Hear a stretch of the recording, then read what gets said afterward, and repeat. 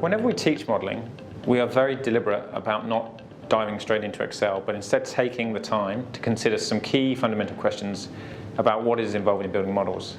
The most fundamental question we ask about everything really is why. Why do we even need financial models? As you'll learn throughout this course, asking why is a core skill of a good financial modeller. For my mind, it's very important to be curious about what makes things tick. When we think about why people build financial models, we go to the classic scenario of a fireman about to walk into a burning building. Now, what does a fireman have to do with thinking about why we need financial models? The analogy between financial modelling and a fireman can be explained a little bit like this. An experienced fireman, or firewoman in this case, arrives at a fire. Sirens are blazing, people are running around, and it's generally a very chaotic scene. The fireman calmly stands at the corner of the building and says, "We can't go in." He just knows. But how? They look at the colour of the smoke. Black is toxic. They look at the colour of the flame, which indicates the temperature of the fire itself. They look at the construction of the building. Is it brick or is it steel? If it's wood, what does that mean? But now here's the problem.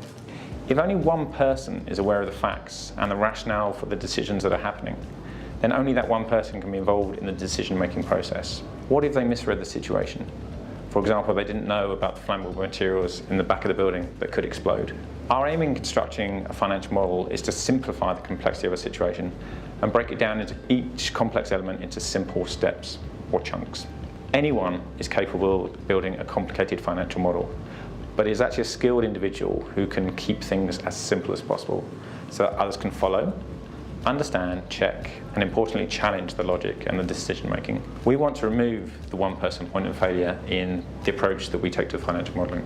There you have one explanation about why we need financial models, given from the perspective of practitioners in the business. But how do others think about this question? When clients decide to take time and a great deal of money to have a financial model built, what is driving their decision? To help answer this question, we've rounded up some of our key clients to share their thoughts. My name's David Rees, and I'm the Finance Director for Downer Group Major Projects. So in my role, I'm responsible for the submission of all of our major tenders and monitoring our major projects as they move through delivery. So financial models are extremely important in my role. For all of our major tenders, our clients are always looking to have financial models submitted as part of the tender response. In order to get board approval to submit those tenders, the board and our ExCo will need to see the financial performance that's projected as a consequence of this project.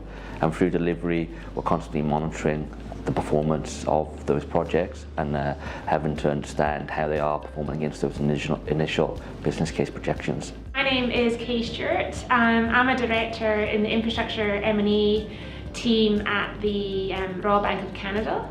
I advise infrastructure funds, corporates around investment decisions in infrastructure assets. So models are really at the nucleus of everything we do in terms of transactions, whether it's a regulatory model, a valuation model, or a corporate model assessing different financing structures. We in infrastructure tend to use models probably more so than other sectors, say industrials, or maybe I should say we use more complex models than other sectors because it's a really bottom-up approach in terms of valuation. So for me, models, they're the nucleus of a transaction. They bring everything together in terms of the different due diligence that we do and the analysis that we do and reflect that in the modelling. It's critical that models have good outputs to allow our clients to make those decisions and for us to provide good advice.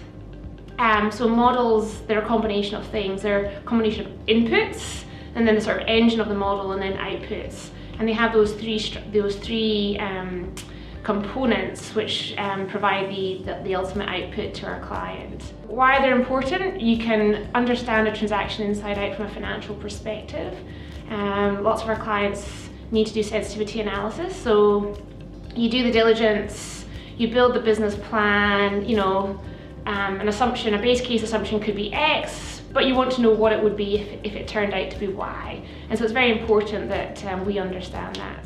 I'm Raj Chandramouli, Investment Director at Campus Living Villages, and my role is to be part of the driver in commercially delivering the bids. We need financial models to price as a pricing tool. Financial models at the end of the day are a forecasting tool, and the nature of the work that I'm involved in is a project finance sector, and within the project finance sector at Campus Living Villages, we do on-campus student accommodation projects. What the model does is forecast cash flows using certain inputs over a concession term, call it 30 or 40 years.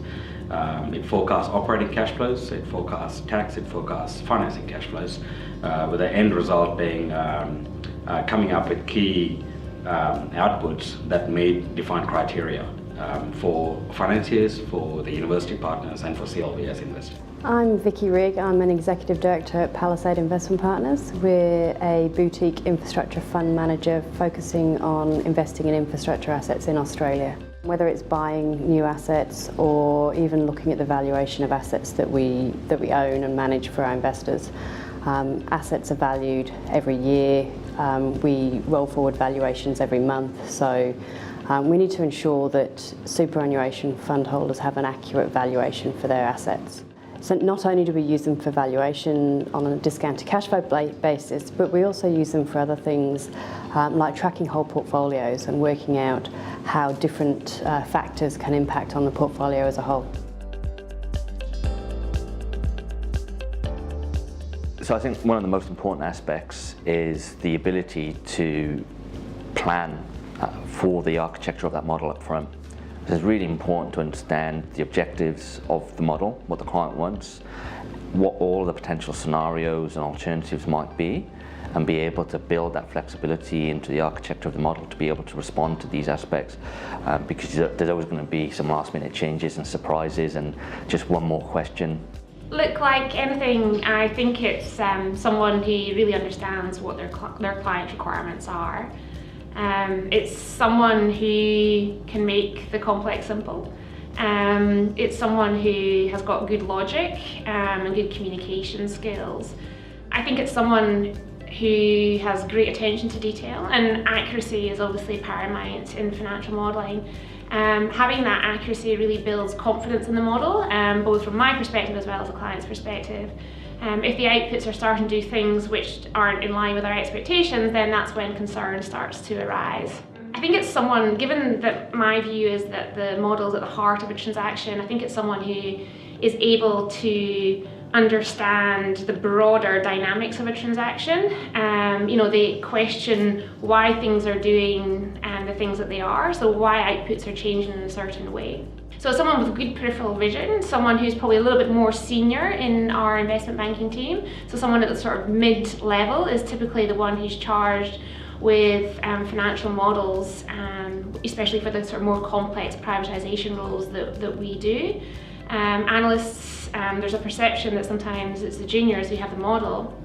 I would refute that. Analysts typically are using the model and updating sensitivity analysis and the like, but the modeler, the key man, is really at that sort of mid-level because they understand they can bring everything together. A great modelling trait that I've seen of a modeler is someone with the confidence to ask all the right questions, and it is very important to challenge the inputs, not just the numbers, but also the logic behind them. I've also seen great financial modelers step outside of the model itself, out of the Excel spreadsheet of what it is, and try and understand the bigger picture. And what that means is to get behind the details of the project documents. And why that's important is because the model effectively reflects the commercial arrangement between parties. So the documents, which is what the commercial arrangements are between two parties, is what gets executed at the end of the day. And the model tries to reflect that, so it's very important that a modeler can sync the two together. Accuracy has to be paramount. So I don't have a modelling background and I don't even have a finance background. So for me, having someone and having a model that I can rely on is absolutely vital. If it doesn't give the correct answers, then there's no point in having it. Beyond that, to me, it's actually the practical side of what the model shows that's really important. A model ultimately is only a series of mathematical calculations. Having someone who understands the business that sits behind the model and can look at the answers and the results coming out of the model and know whether or not they're right through gut feel is really important.